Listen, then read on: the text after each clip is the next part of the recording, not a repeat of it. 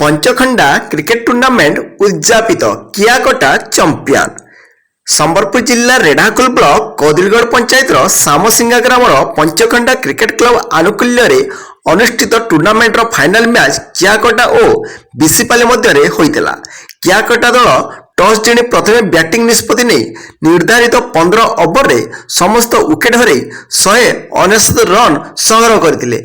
जवाब रे बिसिपाली दल 14 ओवर 4 बॉल रे समस्त विकेट हर मात्र 194 रन संग्रह करते। कियाकटा दल चंपियन होता।